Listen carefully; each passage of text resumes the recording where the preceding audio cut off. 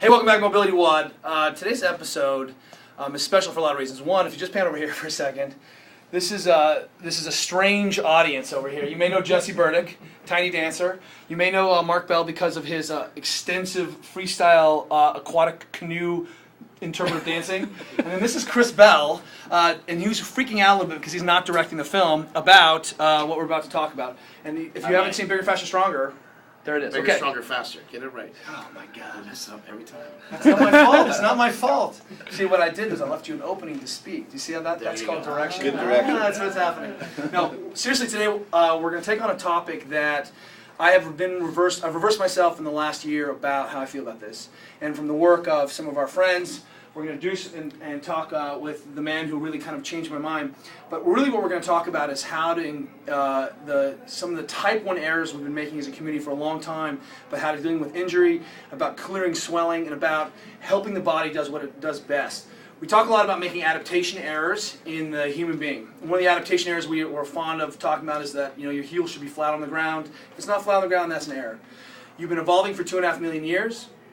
We've been solving the same set of problems for thousands of years, and over that 2.5 million years, you have a pretty good system that sets up, that it kind of works as a basically makes you a perfect healing machine. And if we say we get correct movement, correct adaptation, then you're a perfect healing machine. So as soon as we put pieces into position, like taking an anti-inflammatory when it's not appropriate as a pain mechanism device, then we can stop these inflammatory cascades, we can stop some of these inflammatory problems, and we end up dropping in a type 1 error or a rate limiter on our ability to be perfect healing machine. So what I want to introduce today is Gary. Can you talk about your background and who you are and how we became friends?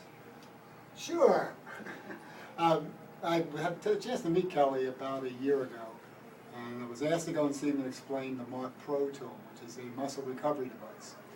And when I first met him, understandably, he didn't necessarily believe what I was going to tell him and what I was telling him about using the body as a pump to bring in nourishment and flush out waste.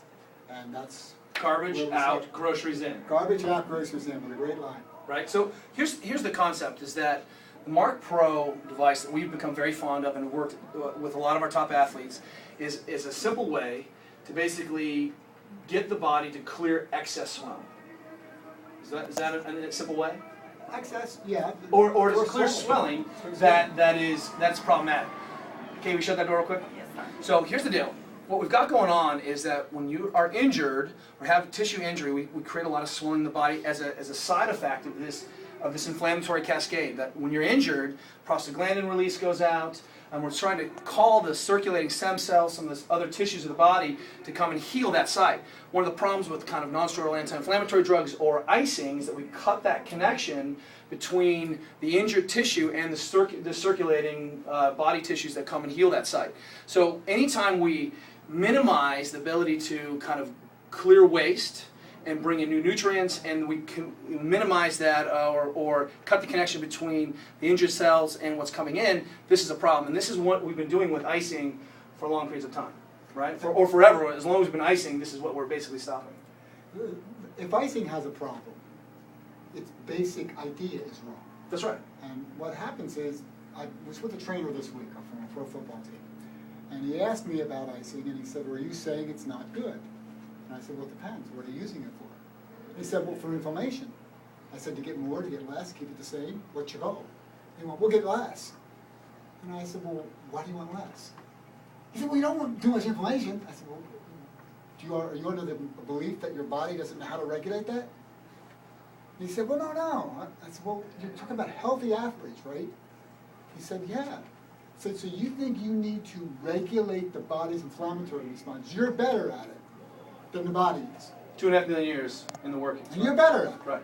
And he said, "Well, no, yeah, but you don't want too much inflammation." I said, "Well, let's talk for a second. What's too much?" He said, "Well, you know, a big old swollen ankle." I said, "Okay, so that swelling at the end, that's the result of the end phase of the inflammatory process. That's not a problem. The evacuation of the waste at the end of the cycle, that apparently is the problem. So, what causes the evacuation of the waste at the end of the cycle?" And he just looked at me.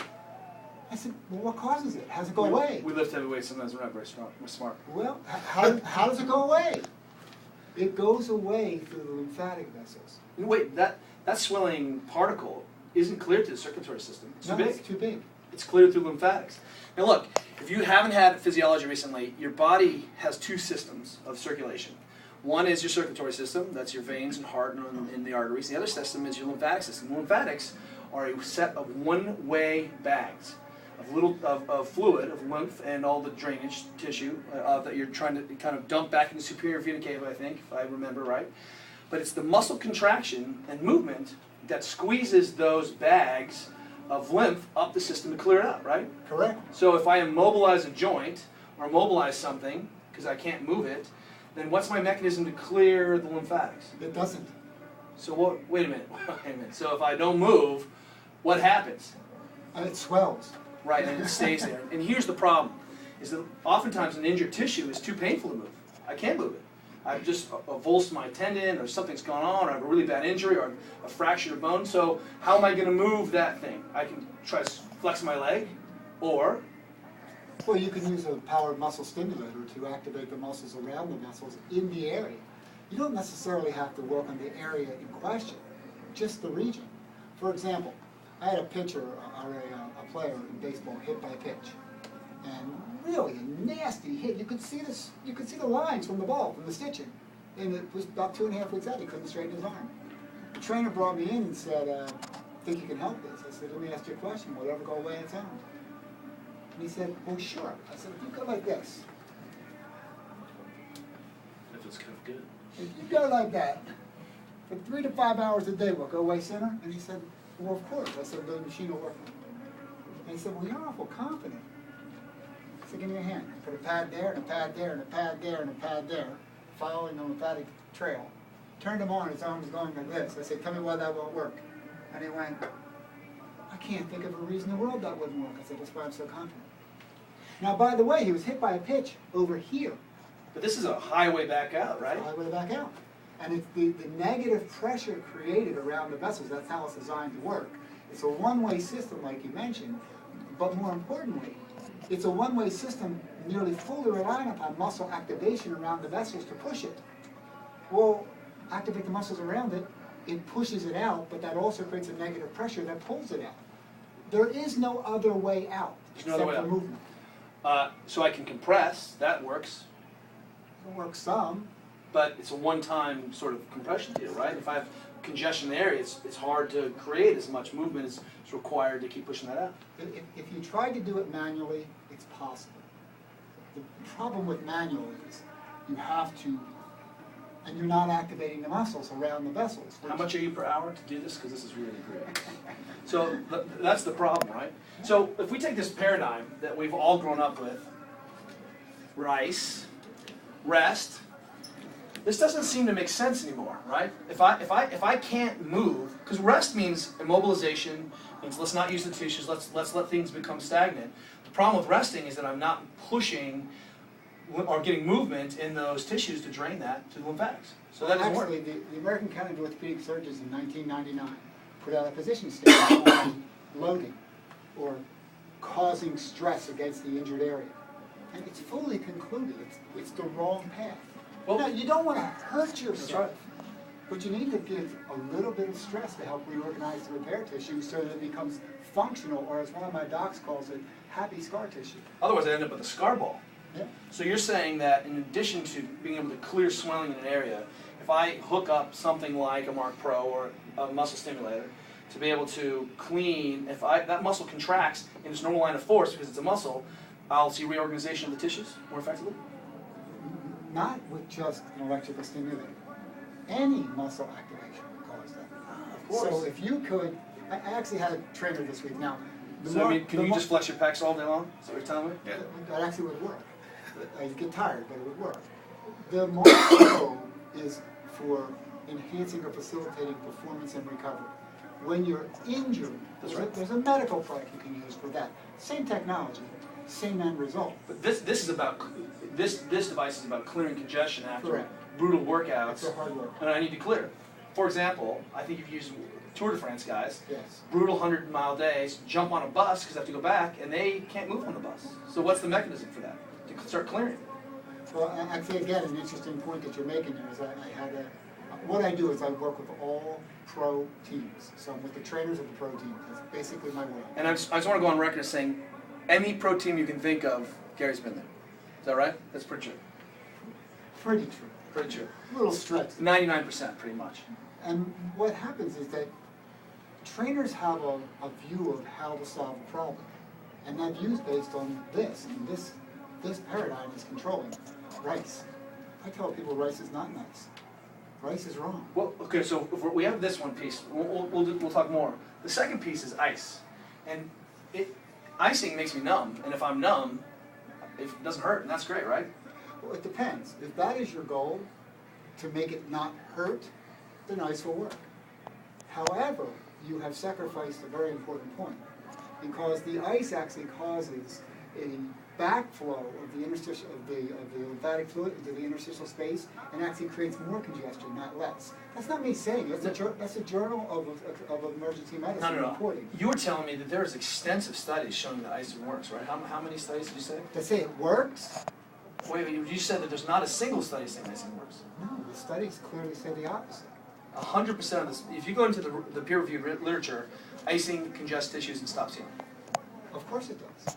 Well, but think about it. Sometimes you don't need a study. Think about it. How could shutting off the signals between the muscles and the nerves on a nearly fully dependent muscle activation system, the lymphatic system, the venous return, they're passive systems. How could shutting off the signals between the muscles and the nerves help the evacuation of deoxygenated blood and waste? How could that possibly help? That's right. And here's our paradigm approach change, right? Is that this is not as conducive or effective. And in fact, it's counterproductive. It's counterproductive. Counterproductive. And I'm trying to think, because this whole paleo movement, type 1 errors, I'm trying to think about all of the icing that our ancestors were doing. And they weren't doing any icing, right? No. In fact, if you look at even some of the Ayurvedic traditions and the Chinese traditions, it's all about heat and about blood flow, right? So if we're trying to reperfuse tissues or recreate circulation, then this is not the answer. Well, I don't know who started it or how it happened. The best I can track it back, and you can go and Google and find it yourself, but how I tracked it back was in the 60s, when athletic trainers started working with athletes in the sidelines. Back the only thing available was ice. It was cheap, and it did make you feel better temporarily. That's right. So it just became popular. But it also stops the prostaglandin release. It stops the whole process. It shuts off the signal between the muscles and the nerves. So it's ostensibly like taking an ibuprofen. No, actually, the ibuprofen would be worse. Oh, good. Because that actually prevents the signal of the inflammatory response, which of course is another very large mistake. If you think about it, and how I ask is, do you seriously believe, honestly, do you seriously believe that the body's natural inflammatory response is a mistake? That you actually believe that? If you don't believe it's a mistake, then that means it's right. So why are you preventing it? And in the literature, it's not even a question in the literature. In fact, if you want, you can put up on your site. I have that article posted. We'll put up all that. We'll put the article up and some other research. Where it simply goes in the literature and says, well, what do you think about stopping the inflammatory response? The top guy in the field, his great quote is, there can be inflammation without healing, but there cannot be healing without inflammation. Bam, that just happened. This is not a complicated idea. In every clinical textbook you'll find in this country, there is no exception. I've gone to at least 25 different sources, and I know there's more, and they'll all say the same thing. There are 3 phases to healing: the inflammatory response, the repair, and the remodel. It's not an optional debate. These are the 3 things that happen. If you skip phase 1, the inflammatory response, you have prevented phase 2 and 3 from going into place. Why would you do that? Well, I don't know why they do it, but I can tell you that you shouldn't. There's a great phrase called the dragon orthodoxy. We've done it because we've always done it, right? Well, and I suspect that the pharmaceuticals have a reasonable vested interest and they keep people motivated. Wait, you're saying that ice is big business? Is that what? Ice is huge business. Look, in the last year, these guys came to me and said, hey, we want you to start to experiment with this. We have rehabbed post-surgery, ACLs, trauma. We reduce swelling in a matter of days and hours. We've pulled people's knee. We don't use ice anymore. It's not part of our practice. It's not part of our recommendation. In fact, what I recommend that would change your life? Hot tub. Yep, hot tub. I'm not going to say that. Hot tub time machine. Hot tub time machine. Because you But put two big also- guys in a hot tub, it gets hot. Wow, that's true. But also when I fell with 1,080, nearly 1,100 pounds, the first thing he told me was, don't ice. Wrap it up. And I wrapped it up and reduced the swelling immediately. And it was so simple to the point where my little girl was like, hey, your leg's not as swollen as it was before.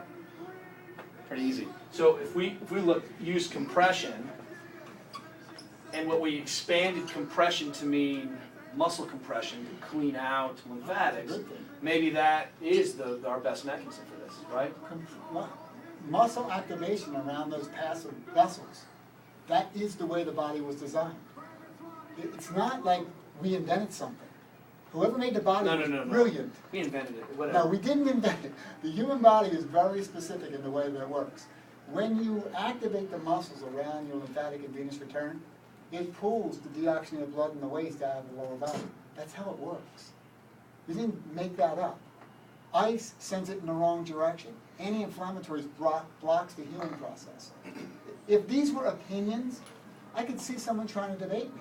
These aren't opinions. Read the drug manufacturer's warning labels. Don't do that.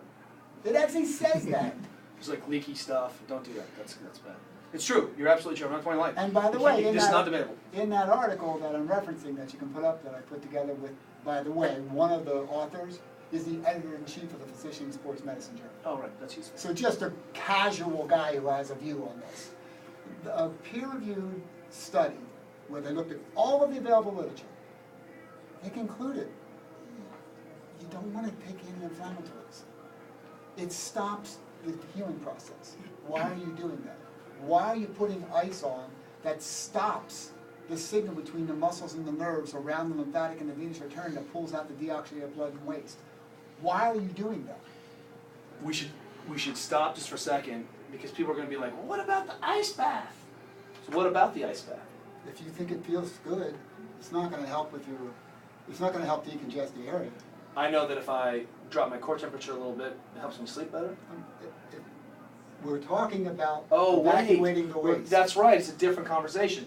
What if I've just competed in a brutally hot day and my core temperature is like 103? Is an ice bath to bring my core temperature down? Would that be okay? I think that I would want to have a little medical supervision with that, but sure.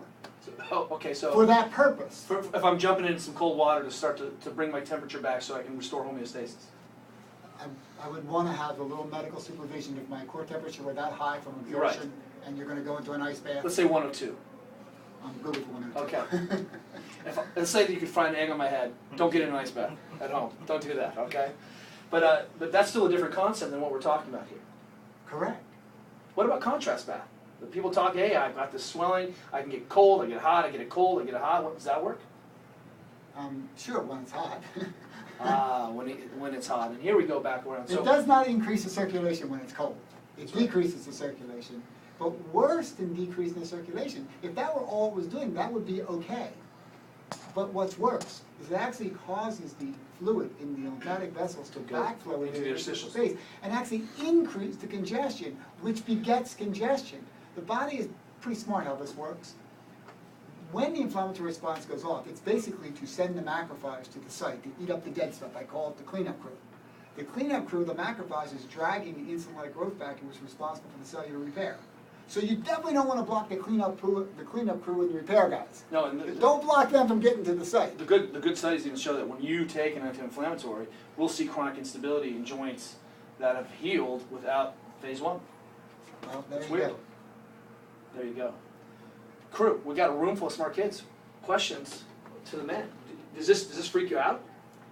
No, not really. It I makes got sense. a question. If somebody, is it possible someone's body is not good at regulating some of this? Sure. You know, 10%. There's always a bell curve. I mean, some people, I did pro wrestling for years and I've done, other things, and it seems like there's some people out there that need anti-inflammatories. There Why? seems to be, because they're in pain. Why are And when they they in pain? take them, they feel better. But big question, why are they in pain? I don't know. Well, And they don't know. Very often the pain is the result of the pressure from the congestion. Right, So, sure, you can take something to make it not hurt, right, but you're still congested. Decongest the Just area masking. and then tell me how you feel. right. what happens is the pressure builds up from the congestion, which then the body views as a signal for more inflammatory response because it's viewing the tissue that is contaminating the area as an enemy. So your congestion begets congestion. Make that go away. Don't block it. So what we're talking about is pain management for an injured tissue. How do we get keep an athlete going without pain from the pain spasm? That's a different conversation, even a conversation worthy of working with a physician. But if we're having pain resulting from swelling and we're blocking that, then we're always going to be in this bad loop. So let's clear the congestion. Let's clear the things. When we say fix what you can fix, if the elephant in the room is swelling, my rule of thumb in our clinic is if you're swollen, I can't tell what's going on. So let's deal with what we need to deal with first. That's dealt with compression and movement with a device like Mark Pro in some kind of way. Even you said, hey, don't have a Mark Pro and you're in a cast, put your hand up and move your fingers. Move them. Let's do as much as you can. It's something real important about your question because it's begging for the bigger question. And the bigger question to me is very simple. Is taking the anti-inflammatory going to decongest the area? And the answer is no. There's only one way for that waste to leave, and that's via the lymphatic vessels. The particles are too big to go back through the venules, which again, even the veins are pretty much a passive system. So without muscle activation, that deoxygenated blood and that waste can't evacuate. So taking an anti-inflammatory does what? It prevents the body's natural signal to solve the problem. To me, it's like there's a crash on the highway, and in your wisdom, you say, hey, every time I see fire trucks and tow trucks and ambulances, I get backed up in traffic. So there's a crash in front of you, but I'm not going to call in help. How does that work? You're not going to call in the macrophage to eat up the dead stuff, which is dragging the insulin-like growth factor, which is responsible for the repair, so the cleanup and repair crew. You're not going to pull them to the site to solve the problem. Because of why? Because there's excess buildup at the end of the inflammatory cycle. Why don't you ask instead, how do you evacuate the waste at the end of the cycle? Well, there's only one way. That's muscle activation around the lymphatic lineage return. So how do you activate the muscles? That's the only question is, how do you activate the muscles, not which pill to take? So this is one of the problems actually with sitting for long periods of time is that the muscle activation in my legs drops off. Correct. I can't clear the lymphatic from even just the dependent limbs being down. I get pooling of those fluid in my interstitial tissues, and that's one of the problems why we see DVTs and people who don't sit, or who have to sit for long periods of time, why ankles get swollen on airplanes, is that we're not moving or compressing or clearing out the lymphatics. And by the way, nothing from your point, but that's not news. We all know that. So do we take an anti-inflammatory when our feet swell on an airplane? No, we get to walk around. I actually make films about my cankles. Cankle.com, I think it's really great. The issue though is that this is intuitive. I know that this is counter to everything you've ever heard for the rest of your life, from the rest of your life. We're asking you to, we'll put up the research, we want to talk about it, and we want to have a conversation because we think this is a better way. And the Mobility WOD is about bringing in experts who can talk about their clinical practice. How many years of clinical practice doing this? Started in '73. I think I was born in '73. Knock So it you've off. been practicing longer than, been practicing and doing this longer. One of the stories that I want to talk about is, you told me a story real quick about a guy scheduled for amputation. Will you talk about that just real quick? I think we're running out of battery life here. We got 10% left. But I just want to keep in mind that the key here is perfusion. We want to get tissues perfused. We need to restore blood flow and all the things. This is how we heal. We just talked about this because this is a really powerful model that's really stuck in my head. This involves our medical product. That's right. Because at that point, Okay. the person was involved in medicine, not in exercise. Okay. And the doctor was at the San Diego Rehab Hospital and San Diego Veterans Hospital. And what happened was they were scheduling an amputation to take his foot off. And the reason for it was he had developed peripheral artery disease. He was a diabetic with peripheral artery disease, and his foot had basically turned black. And the surgeon agreed to try our possible solution. So we're going to take it off next week. We'll try it over the weekend. Well, as it turns out, there was a surgery. About 3 weeks later, they did remove a toe. And the doc, I personally interviewed the doc. He said, I wouldn't have believed if I didn't see it. And I said, Doc, let me ask you a question. Why was there a problem? He said, circulation. I said, and if you restore circulation, are you really amazed? That's the end of the question. Why would you be amazed? The body's amazing. Okay, great. But if you restore the circulation, of course the tissue regenerates. And that's all we do. We simply use the muscles to pump to bring in nourishment and flush out waste. And as you've so professionally titled it, groceries or garbage out and groceries in. I got to learn that because I really like it. I'm going to take credit for that later, by the way. Tim. There you go. I actually made that up. No, I know he did. His, Jesse Burdick's body's not that impressive, but it's impressive. Hey, I want to thank you so much. We will put all your contact information out there. Thank you guys for our panel. And the only place we think ice belongs is in your margarita in the hot tub, which is okay, right? That's okay? I was gonna ask that. Great spot. Great spot for it. Thank you guys very much. MobilityWOD out.